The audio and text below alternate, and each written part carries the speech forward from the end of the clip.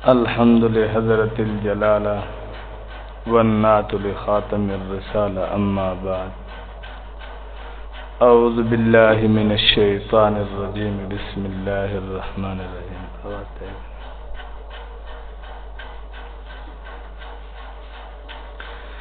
والشمس وضحاها والقمر إذا تلاها إلى آخر أو كما قال.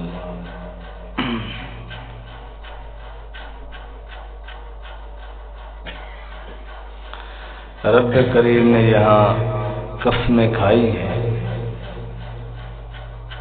اور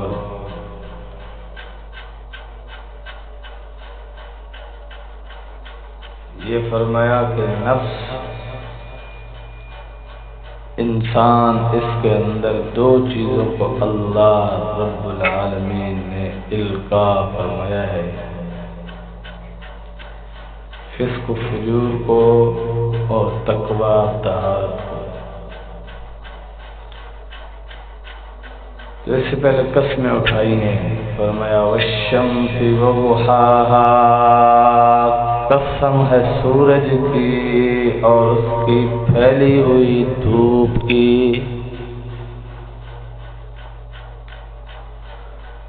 والشمس وضحاها، قسم ہے سورج کی اور اس کی پھیلی ہوئی دھوپ کی. والقمر اذا تلاها، چاند کی قسم جب وہ اس کے پیچھے آئے. جب سورج چھپ جاتا ہے تو پیچھے چاند آ جاتا ہے.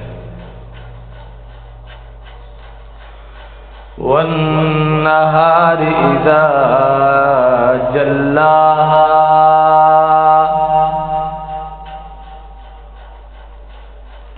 اور سورج کی قسم جب وہ اپنا جلوہ دکھاتا ہے، روشنی پھیلاتا ہے. واللیل اذا یغشاها، رات کی قسم جب وہ ڈھانپ لیتی ہے اپنے اندھیرے میں سب کچھ.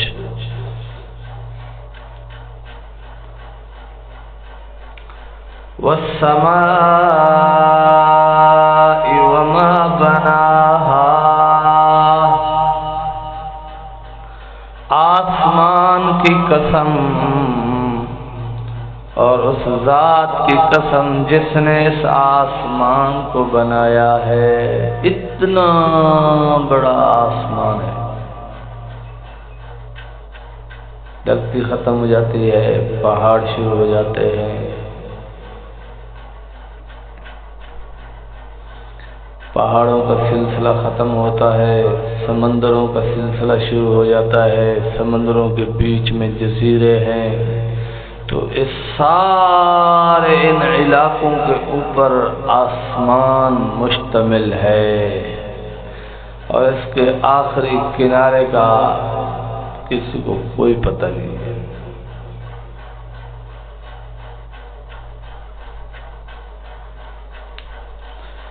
کیونکہ جہاں زمین کے آخری کنارہ ختم ہوتا ہے وہاں آسمان کا آخری کنارہ ختم نہیں ہوتا. جہاں آپ دیکھو گے، جہاں تک آپ کی آنکھیں احاطہ کر سکتی ہیں وہاں تک آپ کو آسمان ہی آسمان نظر آئے گا. اور ایسا آسمان بنایا جس میں کوئی شگاف نہیں ہے،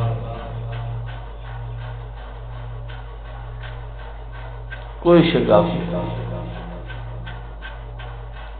اور امر الہی ہے، فرشتوں کی لپٹی ہے، اٹھائے ہوئے ہیں.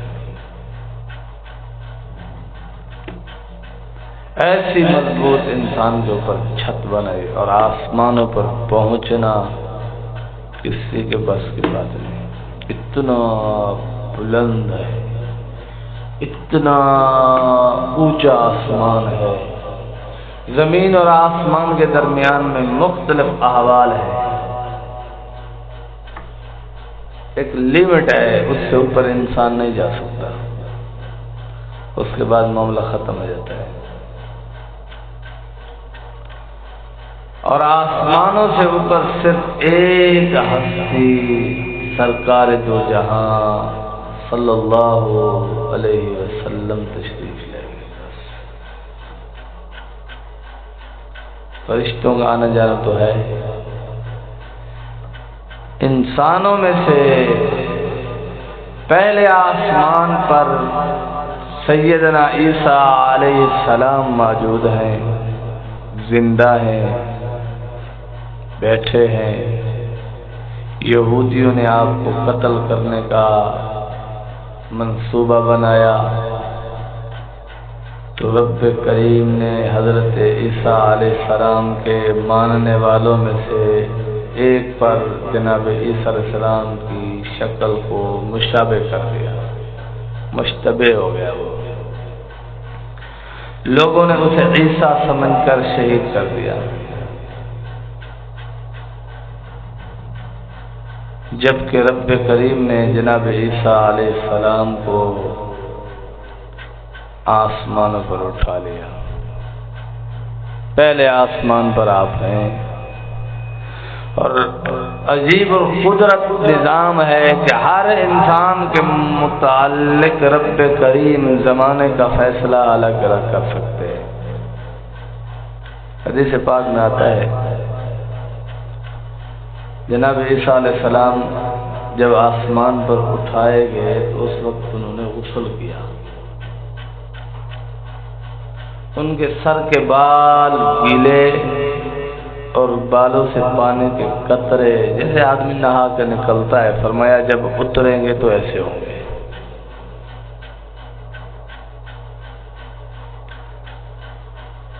ملک شام، علاقہ دمشق، حضرت امام مہدی اس مسجد میں عصر کی نماز ہوگی اور تکبیر ہو چکی ہوگی، دیکھیں گے کہ دو فرشتے ایک دائیں جانب ایک بائیں جانب آپ نے دونوں پر اپنے بازو ان کے کندھوں پر رکھے ہوں گے اور مسجد کے محراب پر اتارے جائیں گے۔ آسمان سے فرشتے انہیں لے کر مسجد کے محراب تک آئے ہیں، نیچے کیوں نہیں آئے؟ اتنا طویل سفر کر لیں گے تو یہ اوپر جو مینار ہوتا ہے اس مینار سے نیچے کیوں نہیں آ سکیں گے؟ کہ مینار اتنا اونچا ہے کہ فرشتے وہ نہیں عبور کر سکے؟ نہیں، ایک نبی کو وہاں روک دینا، پھر سیڑھی منگوائی جائے گی، سیڑھی لگائی جائے گی، پھر عیسیٰ علیہ السلام نیچے اتریں گے۔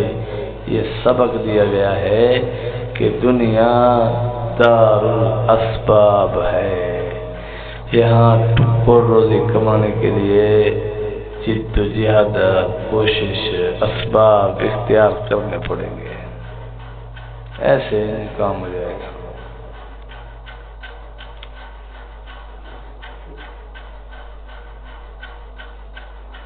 تو یہ آسمان بہت مضبوط ہے۔ اور دوسرا جو پہلے آسمان، دوسرا آسمان، تیسرا، چوتھا، پانچواں، چھٹا، ساتواں، پھر جنت، جہنم، ہر چیز کی جہاں اللہ نے متعین کی، اپنے رسول کو وہ چیزیں دکھائی، نظارے کروائے، جنت کی خوبصورتیاں دکھائی، پھر سدرۃ المنتہا پر پہنچے۔ جناب جبرائیل نے کہا آقا اب رب جانے، آپ جانے۔ اللہ اس چیز پر بھی قادر تھے کہ اپنے محبوب کو کن فرما کر اوپر اٹھا لیتے ہیں۔ جبرائیل کو ساتھ اس لیے بھیجا، براق بھیجی، فرشتے بھیجے، لو لشکر کے ساتھ بلایا کہ آپ علیہ السلام کی شان اور عظمت کو اور پروٹوکول کو واضح کرنا تھا کہ یہ کوئی عام آدمی نہیں ہے، کہ اکیلا ہی آیا ہو، اس کو ہم نے پورے اعزاز و اکرام کے ساتھ اپنے حضور بلایا ہے، پھر پورے اعزاز و اکرام کے ساتھ واپس بھی پہنچوایا ہے۔ تو آسمانوں پر انسان کی پہنچ ہے دعاؤں کے ذریعے سے، جسم کے ساتھ اوپر جانا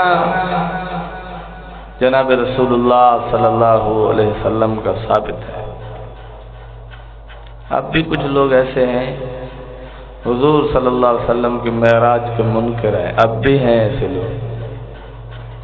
یہ فرقہ، یہ فتنہ ختم نہیں ہوا۔ وَالسَّمَاءِ وَمَا بَنَاهَا، اور قسم ہے آسمان کی، اور قسم ہے اس کو بنانے والے کی، وہ اللہ ہے۔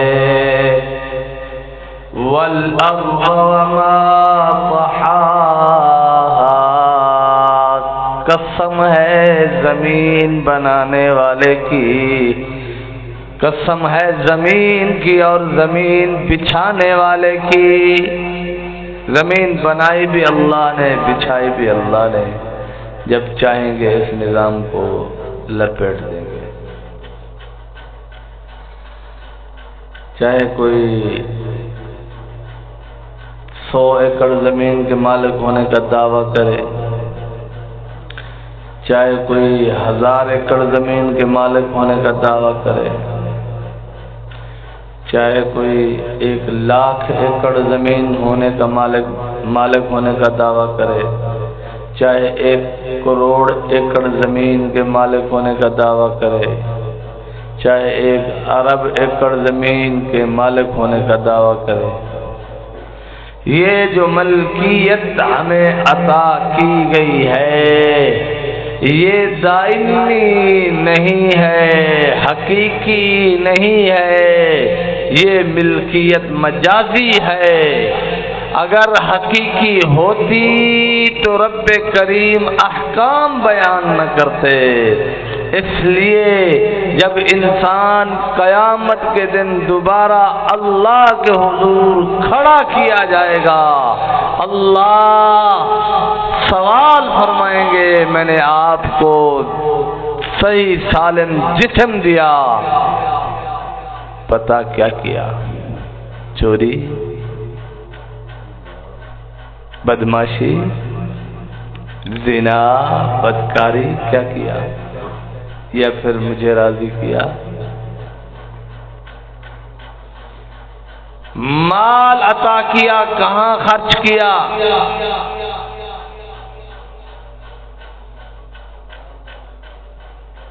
میں نے آپ کو مال عطا کیا، یہ مال جب عطا کیا تو اس کے قواعد و ضوابط، قانون و اصول بھی بیان کیے کہ اس مال کو کس طرح خرچ کرنا ہے۔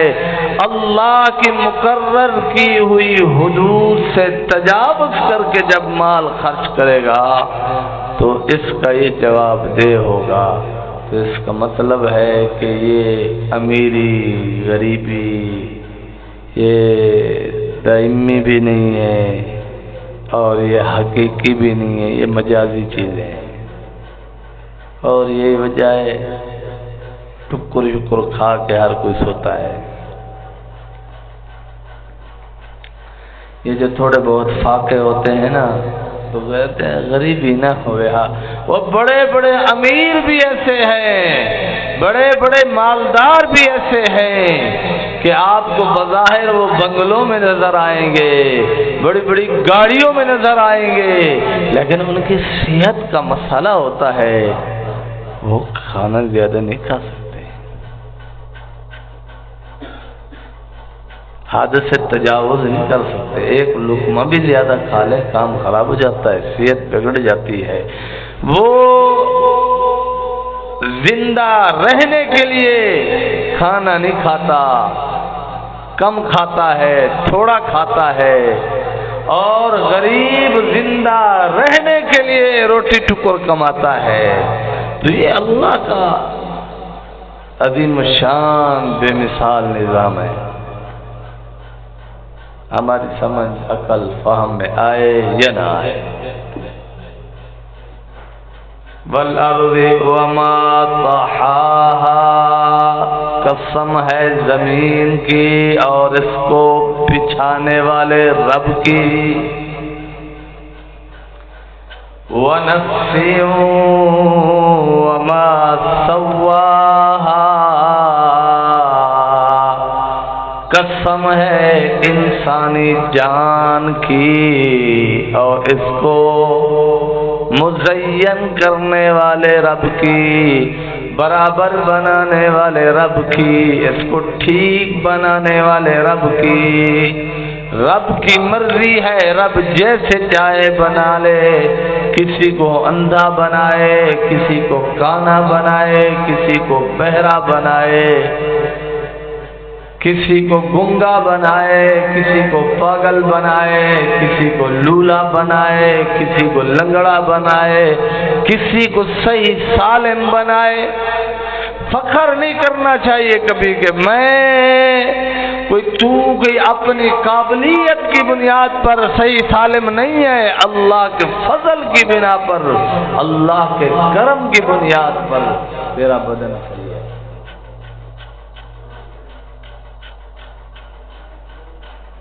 اترانا نا کہ میری آنکھ بھی ٹھیک ہے، میرا دماغ بھی ٹھیک ہے، میرے کان بھی ٹھیک ہیں، میرے سارے اعضاء ٹھیک ہیں، میں بڑا فنکار اور فن خواہ ہوں۔ کوئی فن خواہی نہیں ہے تیری۔ ہاں شکر کر کہ اللہ تیرا احسان ہے، مجھے سارے اعضاء صحیح سالم عطا کر دیے، اور سب سے بڑھ کر ایمان کی دولت سے مالا مال کر دیا ہے۔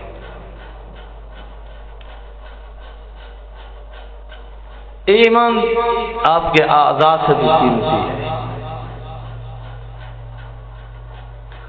ایمان کوئی ایسی خاص دولت ہے، ایمان ایسی خاص دولت ہے کہ اللہ نے اپنے کل خزانوں میں جو سب سے افضل، اعلیٰ، بہترین، عالی شان جماعت حضرات انبیاء علیہم السلام کو اللہ نے ایمان کی بقا کے لیے دنیا میں مبعوث فرمایا۔ ایمان کی بقا کے لیے نبیوں نے مشقتیں اٹھائی، ایمان کی بقا کے لیے نبیوں نے تکلیفیں اٹھائی، ایمان کی بقا کے لیے انبیاء نے شہادتیں قبول کی ہیں۔ اس آسمان نے اس دھرتی پر وہ دن بھی دیکھا ہے کہ اس دھرتی کے رہنے والے لوگوں نے ایک ہی دن میں 44 نبی کو شہید کیا ہے۔ اس آسمان نے وہ دن بھی دیکھا ہوا ہے۔ تو ایمان اتنا قیمتی چیز ہے کہ اللہ نے اپنے سب سے معزز، اعلیٰ، مکرم جماعت کو پیش کیا کہ جاؤ ضلالت اور گمراہی میں مبتلا لوگوں کو ایمان کی دعوت دو، اور انہوں نے ایمان کی دعوت دی،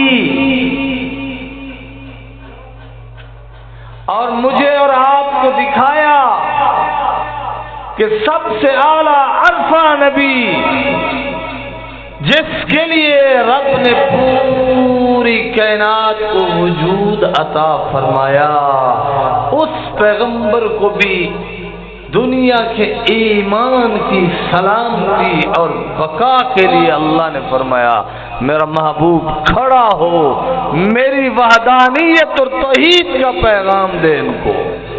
تو پھر اللہ کا لاڈلا پیارا محبوب، اگر اللہ نے محبوب کبریا کو بنانا نہ ہوتا، پیدا فرمانا نہ ہوتا، کائنات کی کوئی چیز بنانے کی ضرورت ہی نہیں تھی۔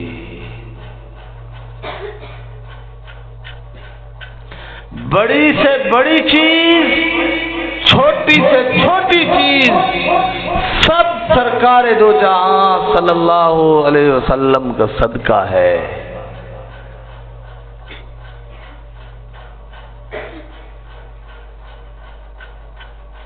سب سے پہلے اللہ نے محبوب خدا کو بنایا، پھر آپ سے ہی روشنی لے کر سارے جہان کو بنایا، سجایا اور اس نظام کو چلایا۔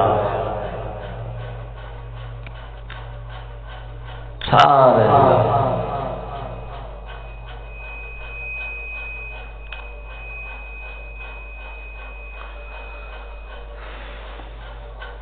سارا نظام ایسے نہیں بن گیا، اس کے لیے بڑی کوشش، محنت، جدوجہد ہوئی ہے، لیکن اللہ نے نہیں، ہمیں مخلوق کو لگایا اس پر۔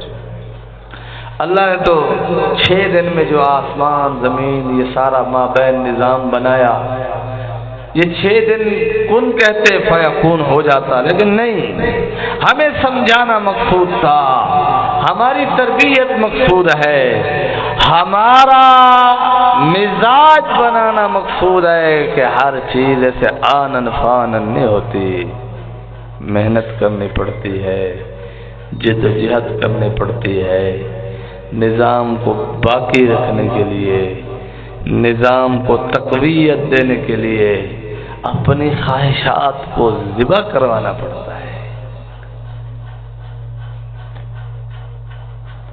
اپنی ذاتیات کو ذبح کرنا پڑتا ہے، تب جا کر نظام چلتے ہیں۔ میری خواہشات ہیں، میری خواہشات ہیں، اس پر نظام نہیں چل سکتا۔ رب کریم نے یہ جو نظام بنایا ہے یہ خواہشات پر چلنے والا نہیں ہے، یہ اصول اور ضوابط پر چلنے والا ہے۔ اصول ہو، ضابطہ ہو، آپ کی خواہشات کا کلا کما ہوتا ہے ہو جائے، خواہشات ذبح ہوتی ہے ہو جائے، نظام بچ جائے، اور اس نظام کے لیے قربانی ہوتی ہے کہ آقا دو جہاں صلی اللہ علیہ وسلم نے ایمان بچانے کے لیے، کہ امت کا ایمان بچ جائے، امت میں ایمان کا جو خاص اللہ کے خزانوں میں خزانہ ہے یہ بچ جائے، یہ انسانیت میں باقی ہو جائے، یہ انسانیت کی تعمیر میں کام آئے، اس کے لیے سرکار دو جہاں صلی اللہ علیہ وسلم نے اپنے مبارک دندان شہید کروائے۔ آپ نے اپنا مبارک چہرہ ایسا خوبصورت چہرہ، ایسا خوبصورت چہرہ ہے، شاعر کہتا ہے رب بڑا محمد قلم توڑ چھڑے، رب بڑا محمد قلم توڑ چھڑے آئے، شاعر کہتا ہے اللہ کے خزانوں میں سب سے اعلیٰ اللہ کی کاریگری، اللہ کی خدائی، اللہ کی قدرت، اللہ کی عظمت، اللہ کی شان، اللہ نے ہر اپنی صفت کا خاص نچوڑ اپنے محبوب پر، ایسے تو نہیں، پورا قرآن مدحت محمد عربی ہے، پورا قرآن سیرت محمد مصطفیٰ ہے۔ اللہ نے ایسا بنایا، ایسا بنایا، ایسا بنایا کہ اللہ نے پھر اپنے محبوب کی تعریف بھی خود کی، اپنے محبوب کی نعت پورا قرآن پیش کیا، اور 23 سال پورے پیش کیے۔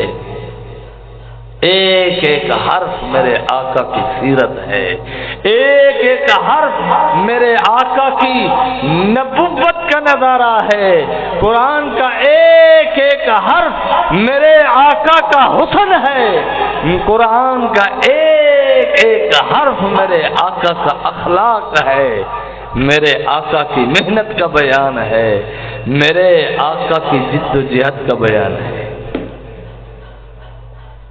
تو ایسا عظیم الشان پیغمبر رسول جو کل خزانے کی بقا، کل خزانے کے معرض وجود میں آنے کا راز بھی وہی ہے، تو آپ کا مبارک چہرہ تیرے میرے ایمان کی بقا کے لیے زخمی ہو گیا کہ ایمان بچ جائے، ایمان قرآن دین کا نظام بچ جائے۔ صحابہ نے قربانیاں دے دی، تب تابعین نے اولیاء اللہ آج تک اللہ کے عشاق قربانیاں دیتے آ رہے ہیں۔ قربانی دینے کا مقصد یہ ہے، قربانی دی اس لیے جاتی ہے کہ نظام بچ جائے، نظام چل جائے، نظام باقی رہے۔ جہاں خواہشات قربان نہیں ہو سکتی وہاں دین بھی نہیں بچ سکتا، وہاں نظام بھی نہیں بچ سکتا۔ اگر آپ کی میری یہ سوچ ہو کہ میری خواہشات، میری تمنائیں، میری آرزوئیں پوری ہوں، باقی کچھ ہو یا نہ ہو، تو باقی کچھ بھی نہیں ہوگا، پھر نہ آپ ہوں گے نہ نظام ہوگا۔ نظام کے لیے آپ قربان ہوں گے تو نظام ہوگا تو آپ ہوں گے۔ انتظام و نظام، نظم و نسق ہوگا تو آپ ہوں گے، نظام نہیں ہے آپ نہیں ہیں، میں نہیں ہوں گا۔ جس دن اسلام کا نظام، اسلام کی، قرآن کے نظام کی، اللہ کے دیے ہوئے اس خزانہ ایمان کی، نظم و نسق کی باتیں ختم ہو جائیں گی تو اللہ اس دن قیامت توڑ دیں گے لوگوں پر، قیامت برپا ہو جائے گی، کیونکہ اس دنیا کے نظام کی بقا ایمان ہے، ایسا خزانہ ہے اور ایسا قیمتی ہے کہ دھرتی پر ایک بندہ بھی جب تک اللہ کی توحید اور وحدانیت کا بیان کرنے والا ہوگا قیامت قائم نہیں ہوگی۔ ان پر اللہ قیامت نہیں توڑیں گے، آسمان نہیں ٹوٹے گا، زمین نہیں پھٹے گی جب تک ایک بندہ ہوگا۔ کتنا قیمتی ہے صرف ایک بندے کا ایمان، لاکھوں کروڑوں اربوں خربوں میں۔ تو فرمایا فَأَلْهَمَهَا فُجُورَهَا وَتَقْوَاهَا، انسان کے دل پر اللہ نے دونوں چیزیں القا کر دی، الہام کر دی، یعنی اس انسان کے اندر یہ مادہ ہے کہ یہ گناہ کرنے کی طاقت بھی رکھتا ہے، یہ نیکی کرنے کی طاقت بھی رکھتا ہے، یہ گناہ سے بچنے کی طاقت بھی رکھتا ہے، یہ نیکی سے بھاگنے کی طاقت بھی رکھتا ہے، یہ گناہ کرنے کی طاقت بھی رکھتا ہے، یہ نیکی کرنے کی طاقت بھی رکھتا ہے۔ اب اس پر اللہ نے چھوڑ دیا، فرمایا قد افلح من زکاہا، جس شخص نے اپنے نفس کو پاک کیا، اپنی خواہشات کو اللہ پر قربان کیا، تحقیق وہ کامیاب ہو گیا۔ وَقَدْ خَابَ مَن دَسَّاہَا، جس نے گناہوں کا ارتکاب کیا، اپنی خواہشات کی اتباع کی، فرمایا وہ ملیا میٹ ہو گیا، وہ ناکام ہو گیا، خستہ حال ہو گیا، وہ بیکار ہو گیا۔ کامیابی اس کے لیے ہے جو تقوی اختیار کرے۔ بس رب العالمین سے دعا ہے کہ عمل کی توفیق عطا فرمائے۔ وآخر دعوانا الحمدللہ۔